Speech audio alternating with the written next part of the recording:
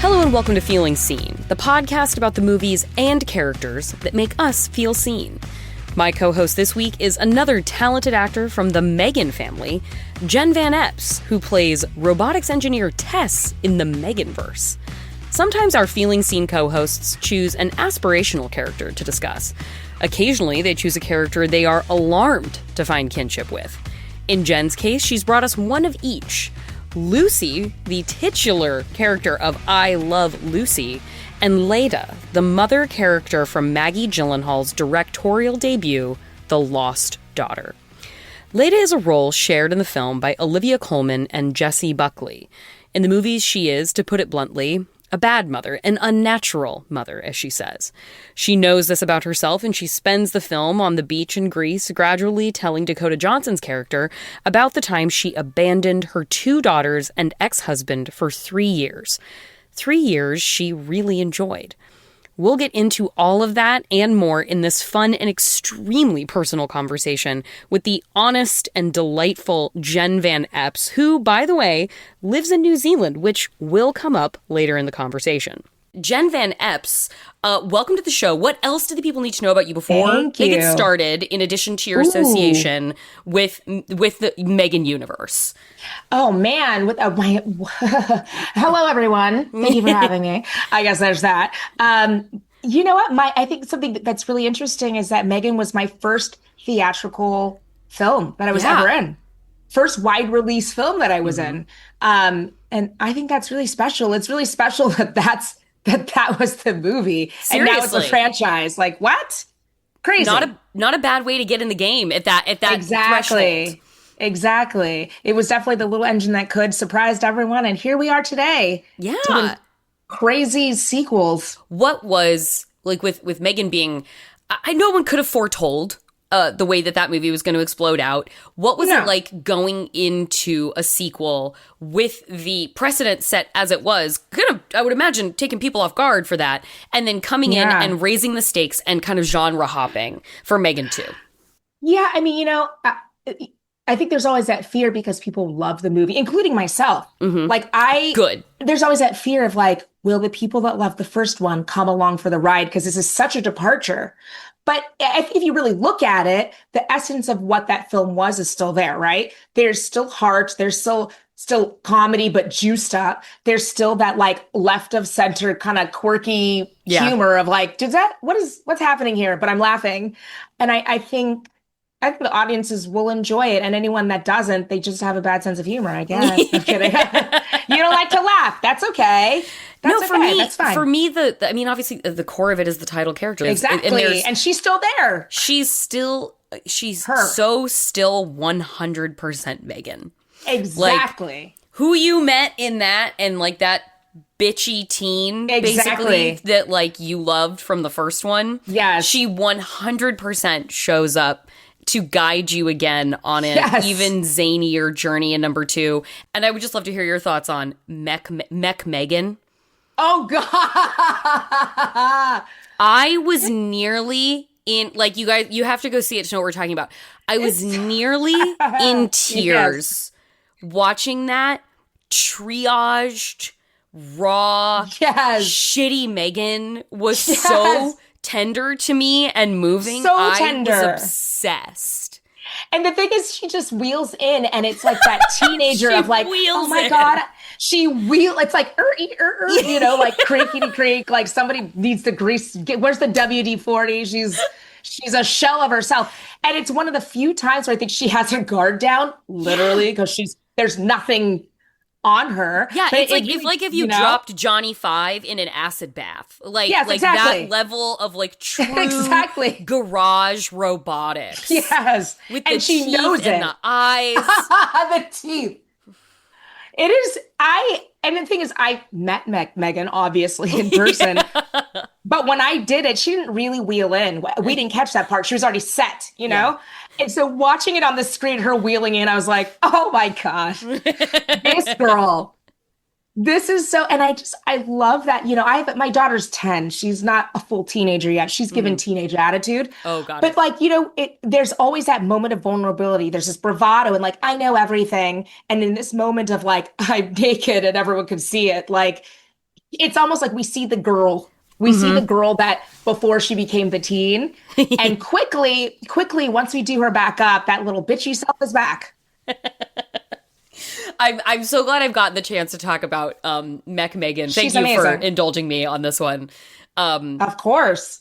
And now to the character, like fascinating dichotomy of character picks that you have brought for the conversation today. And I am going to start with just like they're both meaty, but the most just like I'm going to start with the lost daughter. Look, I'm sorry about earlier as well. I was feeling a bit anxious. Yeah. Well, you know, the son can do that. And, well, maybe your girls, being away from your girls, you know? Yeah, well, you'll see. Children are a crushing responsibility. Happy birthday. Tell me your connection with this film. Tell me what it's like the first time you watched. Because it's like, I was saying, like, you know, we were gabbing before we got started. I was talking to producer Marissa and how, like, I was so grateful to have an opportunity put to me to be like, hey, you need to watch this again. Because the first time I watched it, I really respected what it was doing, but I was so fucking uncomfortable. Yes. I couldn't really give myself over to really experiencing the characters as much as I should, because I was just like, I was kind of gritting my teeth and getting through it. Just like, the movie is uncomfortable and she's uncomfortable. So the circumstances are uncomfortable. But then the second time watching it, I felt like I was able to take it in so much more. And it was like, wow, what a title to be like, there's a big connection point for me in this. So tell me about when you first received this movie. Well, when I first received it, I mean, the thing is, it's like I think if it were me watching it pre having a child, my experience would have been different. Totally. Right?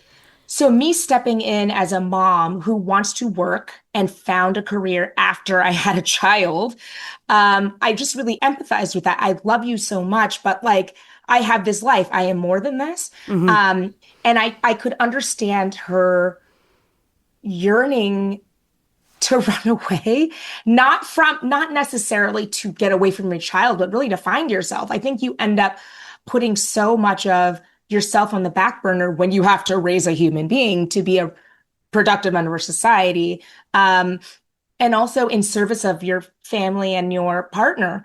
And so that just really struck me. I don't know, or the things that, like, I've said things as, okay, so this is during COVID. So in New Zealand, we had a couple serious lockdowns and then we were really open, but they were really strict about testing.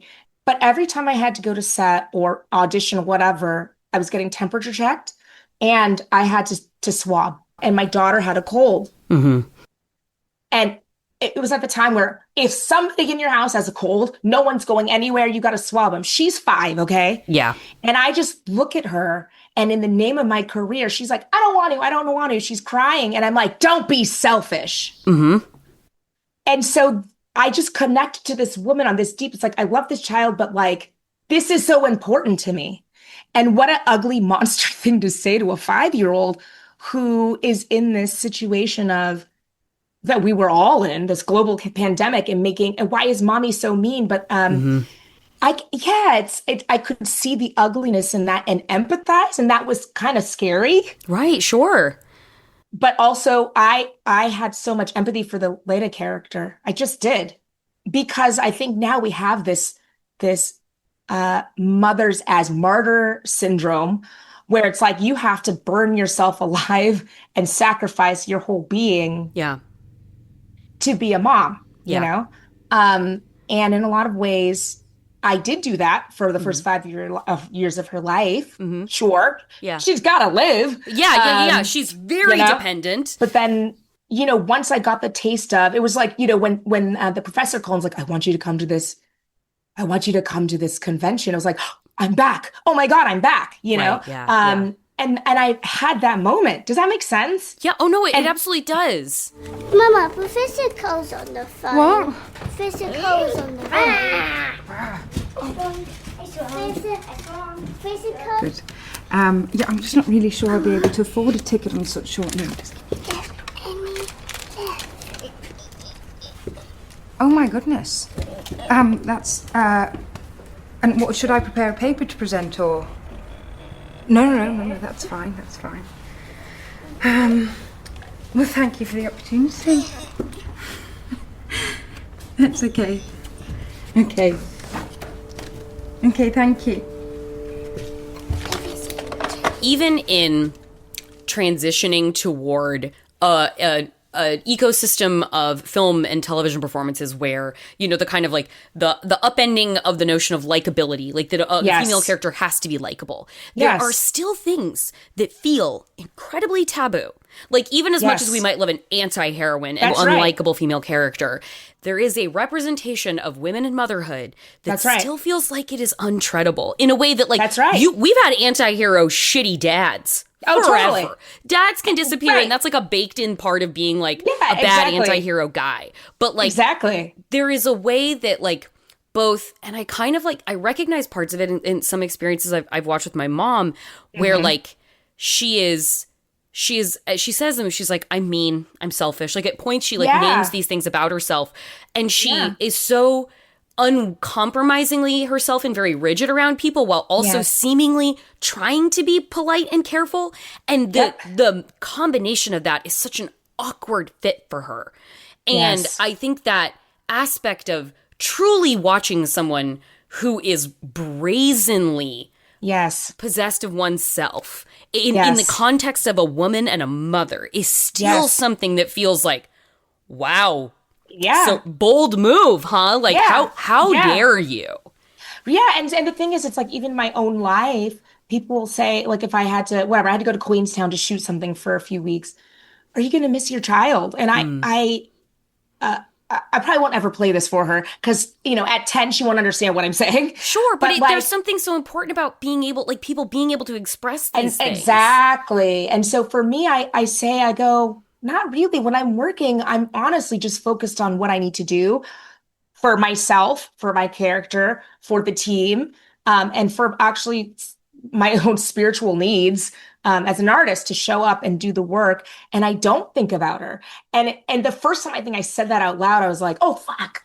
Right. Did you feel like you had to like somehow try and put that back in when you said it? Well, and then I had to say, but this is true. Then I had to say, but when I see her, that's when I miss her, which is actually true. Sure. Yeah. Well, and that's the thing. And Leda says, like, she left for 3 years, and she says, I came back when I missed them. I left. Oh. When the oldest was 7 and the youngest was 5, I left. I abandoned them and I didn't see them for 3 years. You didn't see your children for 3 years? No. Who took care of them? Their father and my mum, and then I came back for them. What did it feel like without them?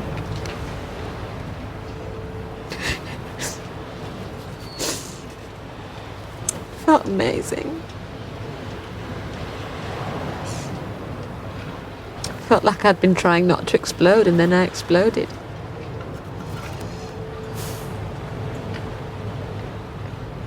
Doesn't sound amazing.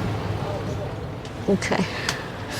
It's such a fascinating movie in how it forces you to wrestle with your own internalized notions of the shoulds around how people should be, and like what are the limits of norms and conventions where they when do we pass a norm and convention and actually hit a point where it's like, okay, I think we're getting into morally questionable, but also determined by who, like where, like to really truly see that line get so fuzzy and indict yourself in how you're viewing this character is crazy. It's so crazy. And for me, I would not be leaving my child for 3. Let me just be really clear. Yeah. Like, for me, she took it a page too far. I do come down on the side of like, she is a fairly bad person. She's bad mom. She's a bad person. Yeah. She's and this a bad person. Bad person. And here's the thing, like, but I think I surprised myself because I empathized with her feeling of, I feel trapped and I need to get out or no one's going to survive. Yeah. And that does happen. People hurt themselves and other people because they feel like a rat in a cage. Yeah. And so maybe she felt like she had to. And it's interesting because I played this character, Nicole, in Don't Make Me Go, John Cho's wife, and I played a shitty mom that left her family. And so, you know, my job is to have utter empathy, right? Like the only way you can portray someone truthfully is to not be like, I hate that person. Right. No.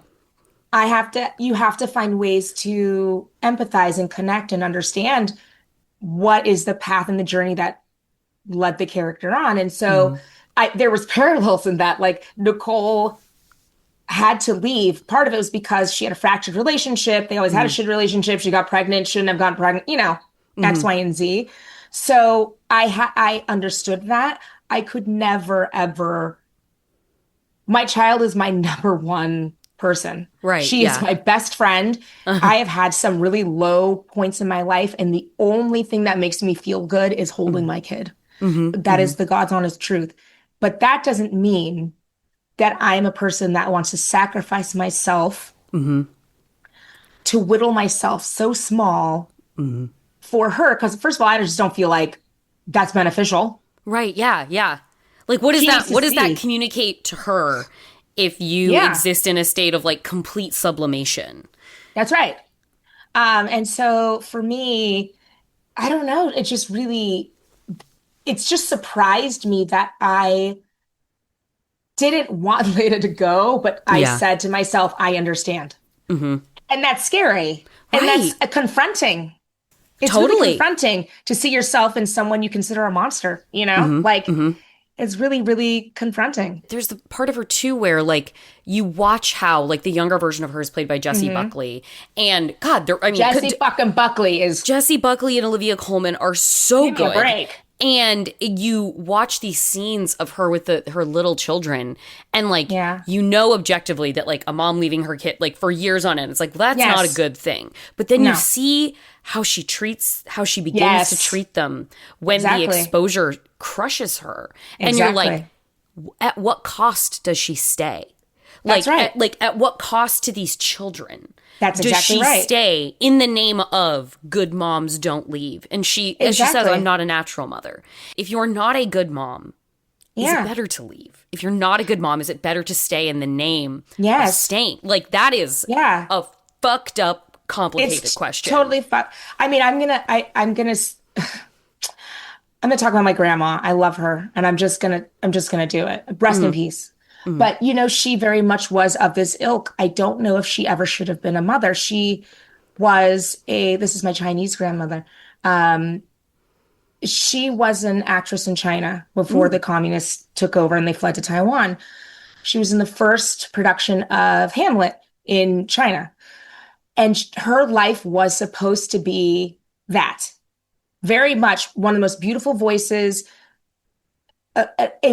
incredible presence, but you know, war and you know, family being ripped apart, her father dying in jail because of communists, fleeing to Taiwan, I think tore her dreams apart, and she was very, very bitter, and very, very angry, and just I love her to death, but wasn't always kind. She was kind to me because actually I was raised by her for 2 years. I got sent to Taiwan for 2 years.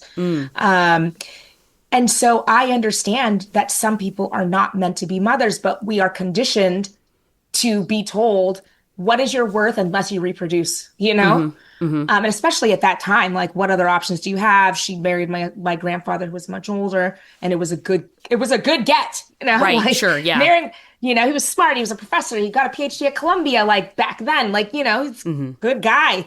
But I think she always had this yearning for this stage and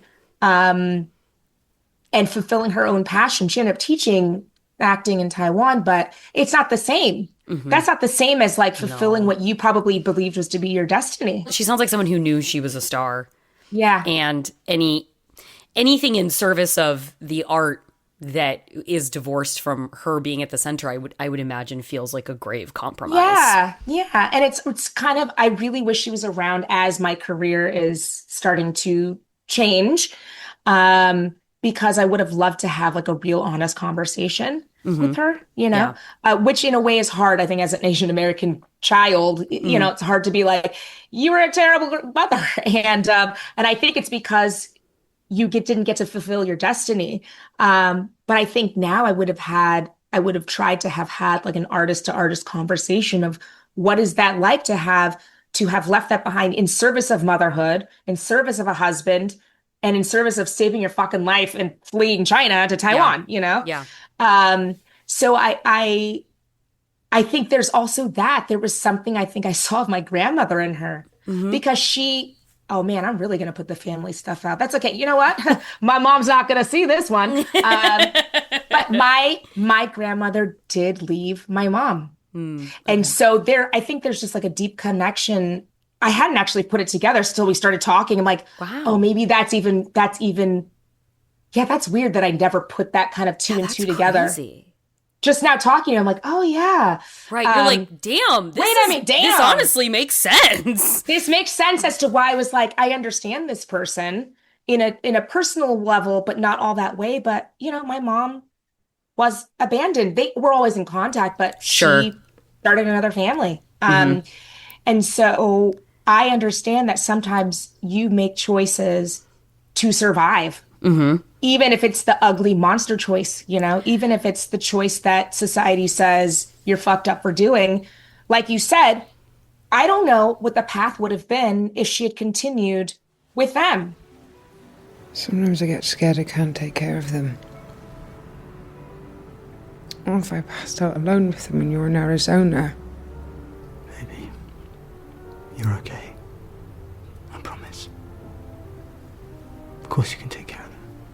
It's easy to say, well, but a person needs their mother. It's like, but what if their mother becomes a wrecking ball? Yes. Like, and some moms are, want like we all, like, I'm not, like, my mom is talking about, like, we all know plenty of people whose moms were in that house.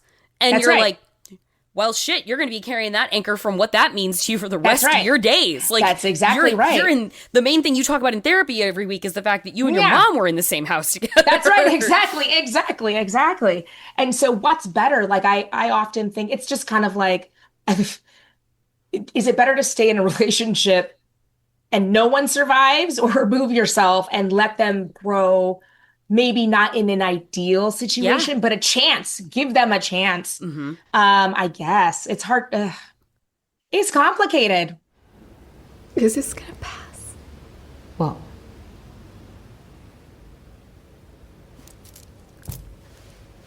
I don't know what to call it.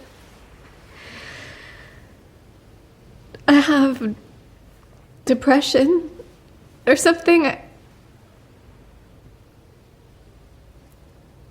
But it passes? Thought you said you were in a hurry. I am. If it felt amazing, then why did you go back to your daughters? I'm their mother. I went back because I missed them. I'm a very selfish person. I have a half-brother from my mom's first marriage, and that marriage ended badly. And for the next few years, she had primary custody of him, but things became so acrimonious with her and her ex. Wow. Her ex took custody of my half-brother. His name is Jason. And then for years, he would still visit. Like, it was the shared custody thing. He would come over on weekends and things. But my dad and his dad got along horribly. And it eventually became so, and my dad was not good. He took it out on my half brother too. It was a shitty bunch of choices. But it resulted in, there was at one point, like the last time, I'm 40 now. The last time I saw him, my brother's 6 years older than me. Last time I saw him was when he was 21. And that's the last time. That's the last time my mom saw him too. That's the last time my mom saw her son. And so we're at this softball tournament, and my sister always grew up with a kind of sadness that she never knew our half brother like I did. Like, there was kind of resentment there. And so she brought up, we're just standing around talking about like parents and their kids. And Riley says something about my brother. And all the other moms look at my mom and they're like, we didn't know you had another, we didn't know you had a son. And my mom goes white. Because she's standing in a group of moms at the little 14U softball tournament. And suddenly, what does she say? I don't know where he is and I haven't spoken to him in years. Yes. Yeah. She remarried and That's right. she's divorced from my dad now. Like, hey guys, that didn't go well. But but like she had 2 more kids with like she built a new family. And like it's not like I don't begrudge her, but I feel so sad for her because I can't imagine, like, she had to make this horrible choice at a certain point and life went how it went. And I feel so sad for her that is something she carries so much pain over, because then at a certain point for a lot of people, and this is something that Leda didn't do, like she goes back to her girls, but like, thank God. Thank God. I literally was like, you still are terrible, but thank you for going back. And it like, and I feel so sad because it's I feel like in a lot of cases, and I recognize as my mom, and I do understand, like the distance gets so great, you don't understand how to close it. That's right. And you're like, how could I go back? How could I cope with what it might mean to reach out to this person again? And what do they have to say to me? And what do they feel about me? Like, what a surprising thing for Maggie Gyllenhaal to have put out in the world with like the best possible actrors, honestly, she could have gotten in Olivia Coleman and Jessie Buckley. And because it is like, hey, horrible decisions are made sometime. Absolutely. And life goes on from them. And these are the people who make them. And it's not an easy feeling what to determine. Because, like, Leda's character's trying to, like, in a way, like, she wants to save Lucy, Dakota Johnson's character, from herself a little bit. Like, she's trying to kind of pay forward these lessons that she's learned. That's right. Doing it in the most horrific fucking way. That's like, because weird, manipulative shit.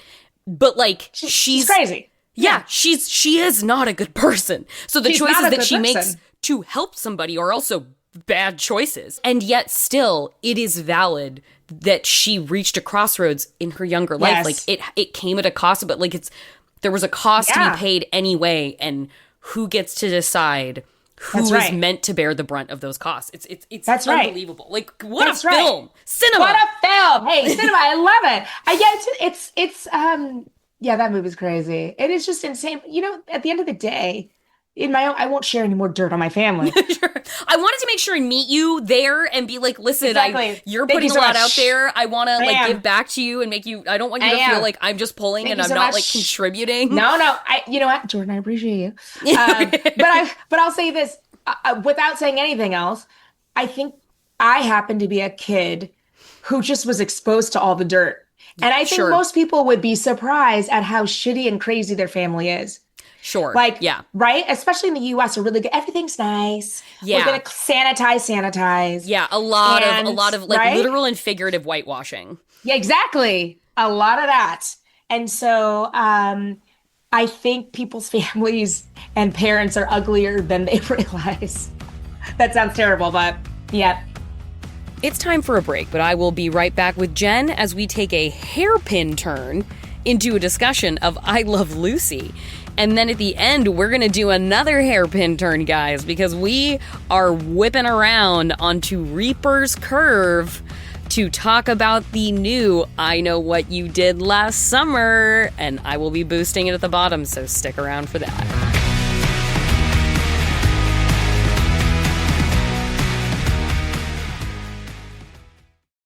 Are you a celebrity? Are you searching for meaning, connection, and a little levity these days? Hi, I'm Kumail Nanjiani, actor, writer, and yes, a celebrity too. And I've got 4 words for you. Bullseye with Jessie Thorne. Are you tired of junkets, red carpets, sick of the endless spicy snacks you have to eat? Do you want to connect with someone who gets your work and laugh with you a little? Join me, Andre 3000, Tom Hanks, Tina Fey, and many more and become a guest on Bullseye with Jessie Thorne from NPR and Maximum Fun. Walking About is the podcast about walking. It's a walkumentary series where I, Alan McLeod, and a fun, friendly guest go for a walkabout. You'll learn about interesting people and places and have the kind of conversations you can only have on foot. We've got guests like Lauren Lapkus. I figured something out about this map, like how to read it. Betsy Sidaro, I had no clue. That's awesome and nuts. John Gabris, This is like great first date for like broke 20-somethings, you know? and more. Check out Walking About with Alan McLeod on Maximum Fun.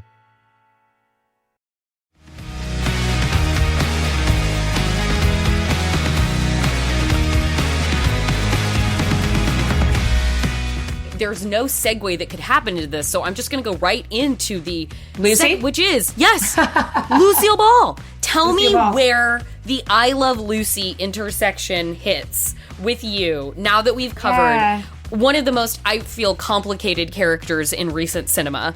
And then we have one of the most iconic, funny ladies in the history of television, who also was like, who's a pioneer, who's a business. Exactly. Like she's not just some jokester. Like she's not just a clown. Like Lucille Ball is a bad bitch. She is a bad bitch. You know what? She and Megan together would be quite the duo, you know? Quite the duo. For me, we're intersect. Well, first of all, I'll just say, you know, obviously, I'm not that old, guys. I was watching it in syndication and reruns. Right, yeah, very much so. I was watching Nick at Night. I was growing up with Nick at Night. Yeah. Exactly. I was watching it after school or when I was sick during the day. And I guess the intersection is this. She is still a woman who she's always chasing the spotlight herself in a very different way.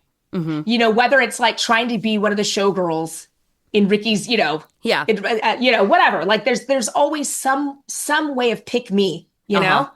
Now, Ricky, if Fred and Ethel are going to be in your show, there's no reason why I can't be in it too. Now, look, wait a minute. In the first place, I have not definitely promised Fred and Ethel that they're going to be in the show. And in the second place, I can definitely promise you that you're not going to be in it. But, Ricky... You're going to have a baby, remember? Of course I remember. That's just the point. After I have the baby, I'll have to stay home and take care of it. I'll never be able to be in a show again. Hey, I never thought about it that way. Sure. It'll sort of be my show business farewell. My show business swan song. Lucy, the answer is no. Would you begrudge an expectant swan her song? And that feels very much like me. It's like, oh man, I want to be liked. I want to be like, and just this desperate thing of like, love me for me. And she's a bit of a klutz. I'm a bit of a klutz. And actually for me, what I love about her is it just showed me how much she's not just the queen of slapstick. Everything she does is honestly grounded to me. Yeah. You believe everything she does. And that's like such a lesson, I think. I think when comedy works, it's because it's grounded in reality and real feeling and depth. I just love her. I just introduced her to my daughter, and my daughter, who's 10, was like, I love Lucy. She loves the show. That's so great. I'm so glad to know that like Gen Alpha can still love Lucy. Gen Alpha loves Lucy. There's a reason why what like that program and what she does in it is like is still a building block of how comedy exists today. She was a part of like the staircase that goes up to reach where we currently are. That's exactly right. You cut like you cut Lucy out of it. You're taking a stair out of that cohesive case of the grammar that we have of comedy even existing. And it's so nice to know that like timeless really is timeless, and that a 10-year-old can be like, I love her. We just kept watching it. I mean, from the beginning, I just have so much joy watching that show. You know, Ethel, I love too. Like everyone is outstanding. And again, like I said, I empathize with her because I think for so long I was like, I want to do. Yeah. And no one's letting me do it, but actually I'm getting in my own way, you know? How did you find you were getting in your own way? Oh my God. I dealt with anxiety for a very long time. Anxiety and lack of self-confidence. And I had to go to therapy, and I had to do meditation, and I had to birth a baby. Got it. The final step in actualization, a next step in actualization. Exactly. So everyone listen, if you want a career, have a baby. No. You know what they tell women in Hollywood is if you want to be a success here, you have a baby. You get pregnant and be a mom. You get pregnant, learn some sacrifice. Yeah.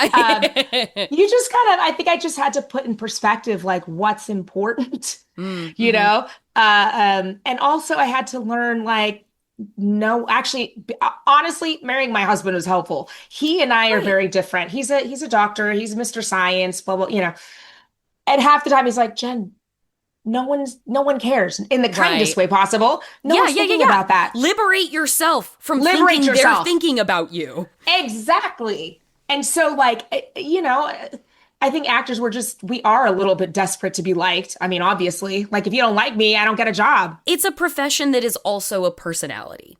Yes, it is. It's like there's also you're not guaranteed anything, and it's so challenging. Setbacks can feel so personal, and they can feel so intimate that like you go into it with like a kind of DNA that not everybody in the population shares. That's right. And until you really understand, like, oh, well, half the casting process, well, it has nothing to do with me. Like, I did what I had to do. Unless I'm not doing my job and showing up. But we all have bad auditions. That's fine. Sure. But unless I'm showing up and fucking it up, there's nothing I can do. I'm not the right height. I look too much like someone's cousin. Whatever. I'm not going to be 5'10" enough sometimes, and that's going to have nothing to do with me. And it has nothing to do with my craft or what I've done. Also, sometimes it still might be good, but it may not be right. And you can't tell until, people see it on their feet and they go like, oh, that makes sense. Mm-hmm. Oh, that's what I'm looking for. You're great. Yeah, well, thanks a lot. I'm afraid my light's always going to be hidden under a bushel. What about your husband? Can't he help you get in pictures? You mean Ricky Ricardo, the Cuban bushel? Well, you'll just have to go out and let somebody else discover you. How? Oh, a lot of people get discovered. Why, there was Champ Butler. He was discovered parking cars. And then there was Lana Turner. She was discovered at a soda fountain sitting on a stool. Well, I don't think I'd be very good at parking cars, and elevators make me dizzy, but I do know how to sit. So trying to find some sort of a center and having some sort of coping mechanisms, because I just didn't have it. I grew up really religious. I grew up quite going to church a lot. And I just didn't have any coping mechanisms, except for like, God will make it okay. Of course, I can't have my mom listen to this. Didn't help. Right, I was like, oh shoot. But yeah, so for me, the other piece was moving to New Zealand. Really? I give Aotearoa so much credit. I always tell people it's like I was like a electric car and I didn't know where to plug in. And I got there and I was like, sing, here I am. What was it about it when you got there? It's just so much gentler. The industry, life, everything is just much gentler. It's a small industry. Yeah. Every job I go to, half the crew I've already worked with. Then you just feel so comfortable. I know every casting director. There's one I haven't actually met, but I know there's that one guy I haven't actually met yet, but he's that one guy. That one guy. But and part of it is because she always does very like Kiwi films, and I don't do a New Zealand accent yet. Sure. Because I don't want to get roasted in my home. That's very fair. I think that's knowing your lane. I know my lane. Kiwis are really sweet, but I just know my friends would be talking shit. They'd be like, It does seem like a culture that is very good at taking the piss out of people. Not good at patting yourselves on the back, but there's a thing called tall poppy syndrome. It is very deep in the bones. Like you don't want to stick your neck out, because what it means is that they want to chop the heads off of all the flowers. You want to be all the same height in perfect order. Yeah. Because part of it is that like, you don't take yourself too seriously. It's like, oh, who do you think you are if you pat yourself on the back a little? And so I've had friends, like I had a friend who's an actor, and number one on our show that we were on. And he was like, I don't know. And I was like, but you pat yourself on the back. Yeah. You've worked so hard. What are you talking about? He's not I love a Nepo baby. Allison, I love you so much. And nobody talks about it better than Allison Williams. Hey, that's nobody talks about it better than Allison exactly Williams. Right. And that's why I wanted my girl, but he's not one. And he has worked his ass off. He's an incredible actor. And I'm like, you're allowed to pat yourself on the back. That's not saying you're better than anyone else. That's not saying anything except for like, I fucking worked hard. Yeah. And I need to work and I need to continue. What I did is paid off and good for me. Yes, exactly. It's a great thing because you could just live in peace and no one's bothering you. Except for there's a show called Shortland Street, and my friend Marianne, one of the a fan went and knocked on her door, which is so New Zealand. Whoa. But I think it's because the grandma was like, sent a grandson down, was like, can I get a picture of you? I'm so sorry, Sorry. It's for my gran. Yeah, exactly. It's for my gran. But normally, like that kind of stuff, people just kind of go, okay. I'm sure Brad Pitt was he just shot something over there. And I'm sure he was the most unbothered he's ever been in his life. Because people were probably like, oh, okay. And then this is a complete non sequitur, but it does make me think of the exact opposite of that. A friend of mine, her husband was shooting a movie. I think they were in Croatia, and the DP was Julia Roberts' husband. So it was like the department heads were having like a dinner before shooting started, and Julia Roberts was at this dinner. By the end of the night at dinner, the restaurant owner had come out to present her with a commemorative book about the restaurant. People in the restaurant were like sneaking photos of her, and by the time they got up the next morning, there was a billboard advertising her presence in the town. Are you kidding me? It had been put up like Julia Roberts is in our town. The anti-New Zealand. Anti-New Zealand. That is, I'll say this. I love Julia Roberts. I have big teeth. And she's one of my icons because it's just like the first time I saw Minnie Driver, I'm like, look at her curly hair. Oh my God, The jawline of Minnie Driver deserves its own accolades. Amazing. A full-cheeked, powerfully jawed woman is an incredible asset on screen. That's right. But yeah, I mean, listen, if Julia Roberts was in my town, I would put a billboard up too. So hey. We are Americans. We understand that in our core. Exactly. I feel like I'm just like on such a streak with you. I could keep going, but like I've hit the end of my time with you. Oh shoot! I know. We've come to the end. We've hit. Wait a minute. The limit. This has been such a wonderful conversation. I know.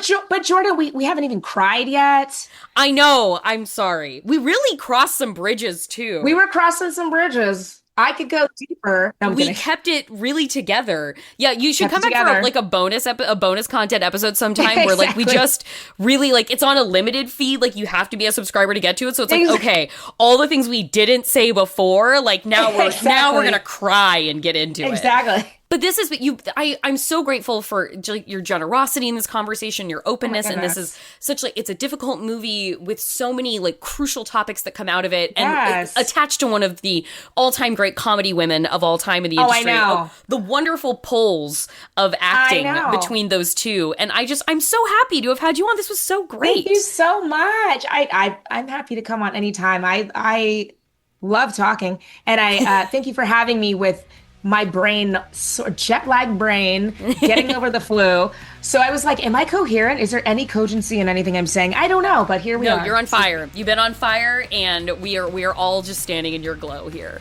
Oh, stop.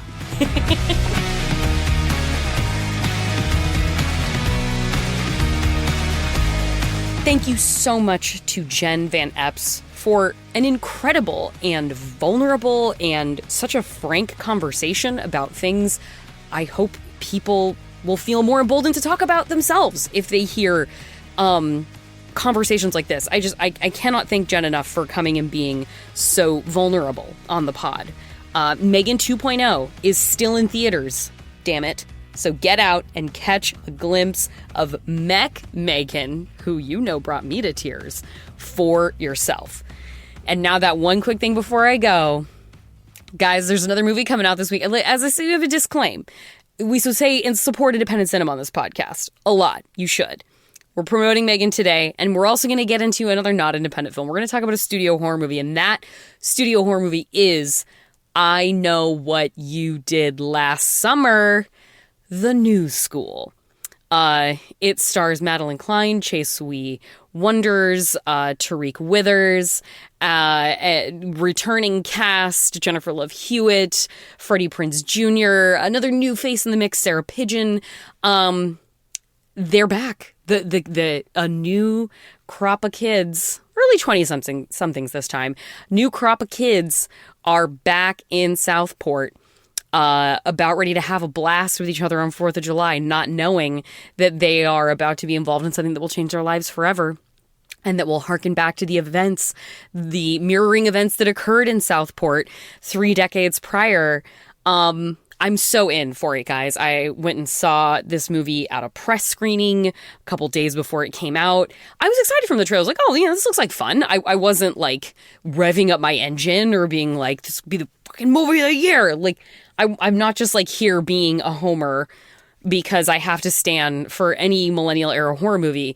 This one punched above its weight for me. I was so incredibly pleasantly surprised by how much I really vibed with the new cast chemistry. No matter how good of a movie you write, cast chemistry with a young people's ensemble horror piece like this, that's the thing you cannot buy. And I really liked this group of young actors, and with Tariq Withers having his starring vehicle Him coming up later this year, which the trailer for is like pretty damn electric, and it made me even more excited for that and for him.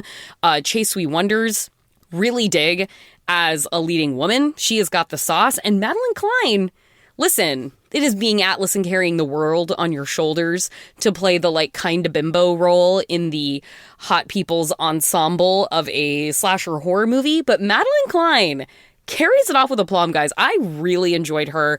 The legacy cast, I think, is used so well in this. Salt and pepper haired, grumbly voiced Freddie Prinze Jr. is a great look and tone on this guy. Jennifer Love Hewitt or Julie James returns. This completely worked for me. I laughed throughout. I was jumping in my seat at some very solid scares. I feel like there is a sort of critical conversation emerging around this that I really don't agree with, and I don't like to cite critics in that way. It's a job. I'm not a hater of the critic class. It's people out here doing their best, but I'm breaking from the establishment on this one, which is not a surprise for people who know my feedback on movies a lot of times, but I'm going hard in the paint for this. Please get out there and see I Know What You Did Last Summer. There are good nods to the future of what could happen with this, making it a revived franchise. I really want to see it, so it's on you guys to help make my dreams come true. Jennifer Caton Robinson directed this and co-wrote it with Sam Lansky. I think Jen is a great writer of Friends, and so I think that really comes through in the dynamic functioning between all of these young folks, and that's really what the heart and soul. These movies like this live and die on that. The use of Sarah Michelle Gellar / Helen Shivers in this is also really top notch. But get out there, like, support some great summer slasher horror. Like I said, it's a hairpin turn. We've had I Love Lucy, we've had M3GAN 2, we've had vulnerable personal confessions, and now we've got me telling you to get out there for I Know What You Did Last Summer, the re-up, and that is our show. You can keep up with us wherever you get your podcasts. You can follow us wherever you're listening now and get every new episode in your feed as it drops. You can find us on Instagram if you want to find out more about the pod. It's Feeling Seen Pod. We are on Blue Sky, where you can search Feeling Seen, or you can search me there, JORCRU, which is also my handle on Twitter. Our theme music is by Andrew Epen. The show is produced by Marissa Flaxbart. Our senior producers are Kevin Ferguson and Laura Swisher, and this is a production of Maximum Fun.